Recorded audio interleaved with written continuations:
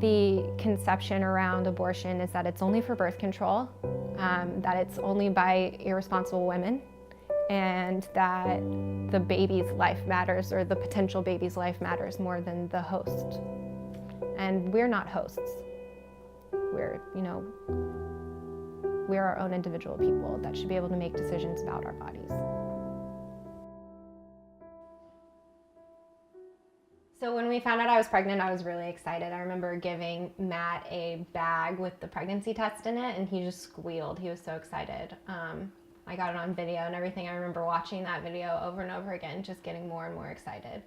I definitely thought it was going to take a lot more time to get pregnant, but then when it happened immediately, I just assumed like, oh wow, this must be meant to be. This is a great thing, and we were really excited. Everybody gets so hung up in pregnancy about boy or a girl, and they asked us that with our first, and our answer was always the same. We just want a healthy baby. Sure, it'd be great to raise a son, but it'd also be great to raise sisters.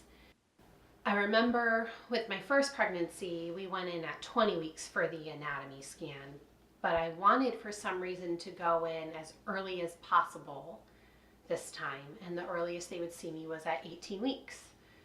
And I also remember having a conversation with the ultrasound tech.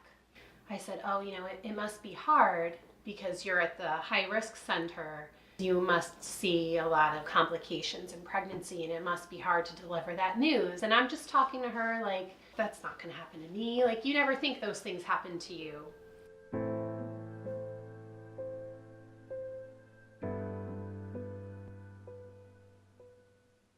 So we find out it's a girl, and then she keeps doing the scan, and my husband says at this moment that she kept going back to her heart. So after taking the measurements, the tech turns and looks at me and says, I see something wrong with the heart, and I'm concerned. And I just burst into tears right away, like this big wave of, I knew it was serious and I knew something was wrong.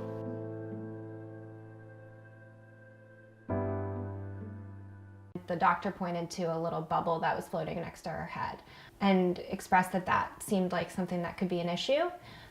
He didn't want to alarm us, so he sent us to UVA for a second opinion, where he said that their ultrasound would be more sophisticated to see in more detail what actually was on the ultrasound. I spent the whole night after that researching what it could possibly be with the small information that I had, and it wound up being nothing that I had even read about.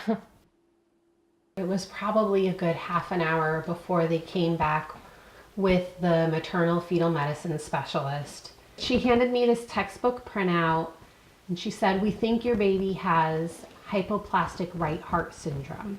She explained it as a condition of the heart where the right side of the heart does not properly develop. I was asking a bunch of different questions. Where do we go from here? What kind of screening would we do in the rest of the pregnancy? What kind of follow-up?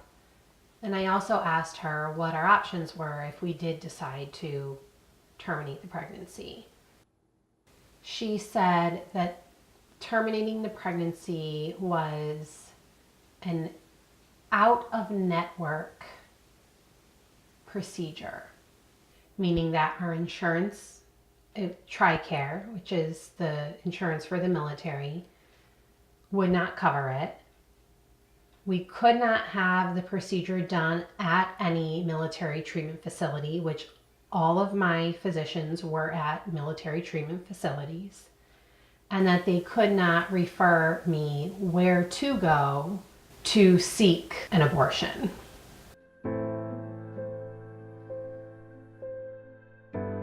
So I just remember it felt like being smacked in the face, that here I was in the middle of a crisis, and we had absolutely no support from our medical providers.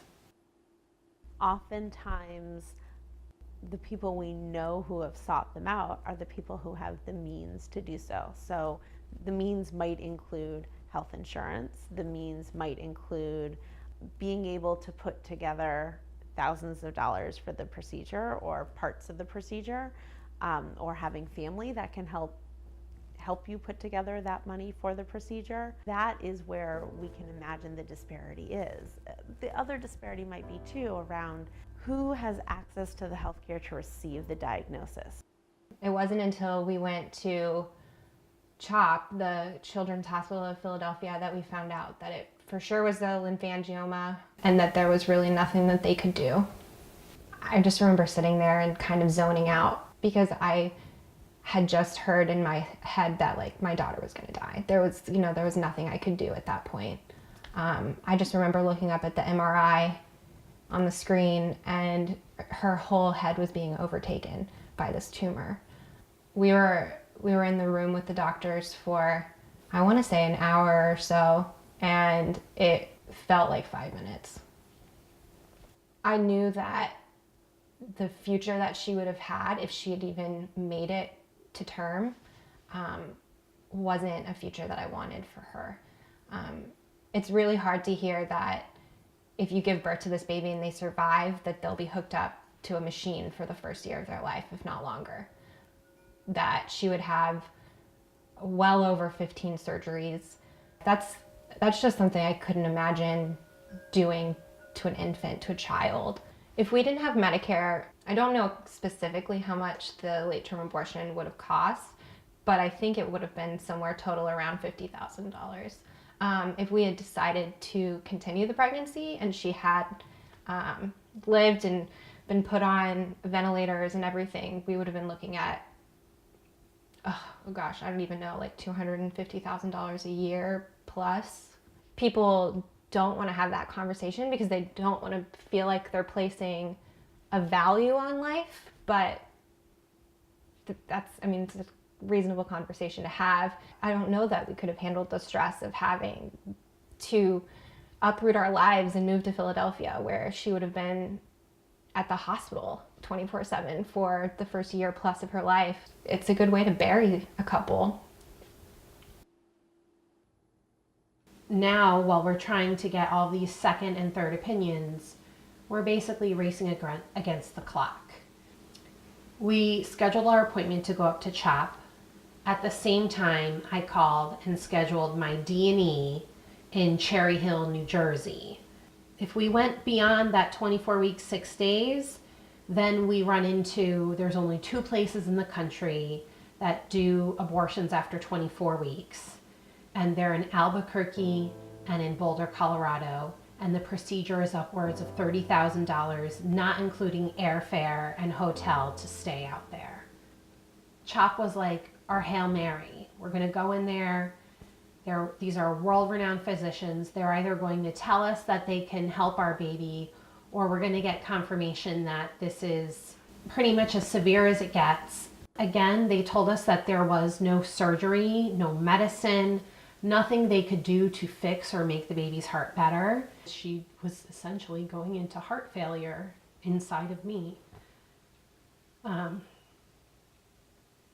And at that point, as you know, this was maybe our 4th follow-up since the initial diagnosis, we knew that things were getting worse, and that's why we had scheduled our D&E for, the days after being at CHOP. And we were just hoping, like holding on to that little chance of hope that maybe we'd go in there and there would be something they could do and we wouldn't have to go through with the D&E. We could just call and cancel that appointment.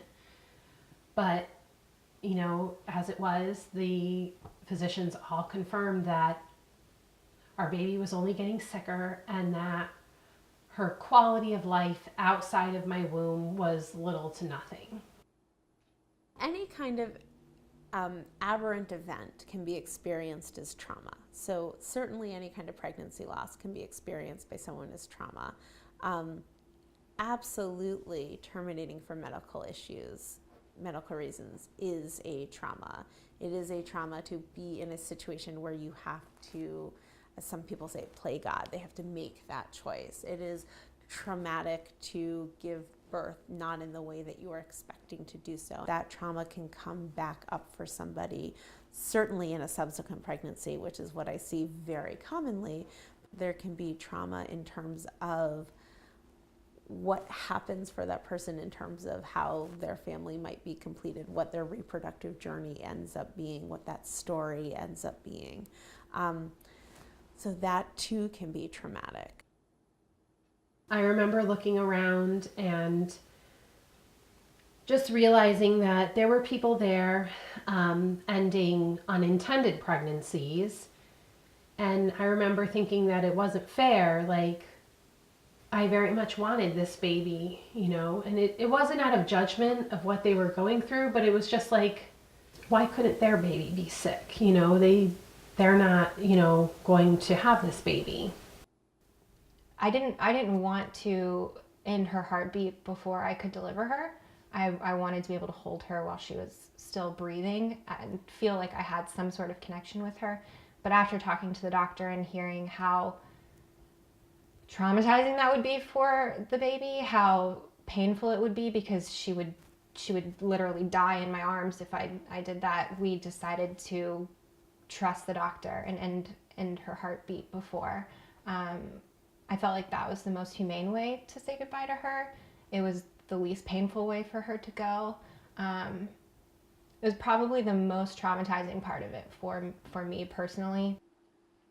The D&E is a 2-day procedure. On day 1, they insert laminaria. They also inserted a shot of digoxin, and they insert that into the uterus. And the digoxin is what they use to stop the fetus's heartbeat.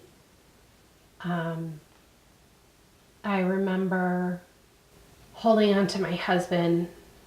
His face was just right next to mine. He couldn't look at the shot and I couldn't either, so we were both like turned away with our faces right next to each other. And we were just crying, sobbing as they inserted the shot into my uterus. It's a very intimate, scary process. Matt was there the whole time. He held my hand through it all. I remember when they said, you know, it's done, she's gone, and I didn't feel any movement inside of me anymore, and that was the hardest part, I think. I remember being completely out of it when they handed her to me, and she was really tiny and purple. I just held her and cried. And they took her and they cleaned her up, and a nurse dressed her in a hat and a little gown. They brought her back and we held her for about an hour or so. But because she wasn't fully formed, her skin had already started to decompose, and she was really fragile. So they took her, and then we didn't see her again until she was in her casket. People come to grief differently. So we come to grief with whatever experiences we've had prior to an abortion. It is a loss of a prospective future. It is a loss of possibilities. And that's a much harder loss to mourn communally. People might empathize, they might be there, they might try to understand. But there's not that community of other people who knew the baby.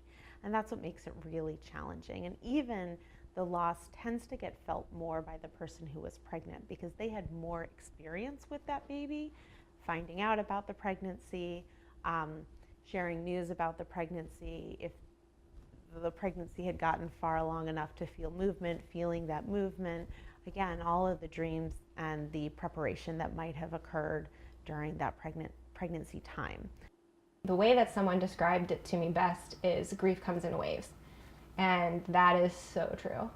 There are days where I feel like nothing happened, and I feel completely normal. And then there are days where, you know, it's more than 3 years out and I can still get knocked back down and not want to get out of bed. It took me 3 years to see a grief counselor. I thought that I had it all under control.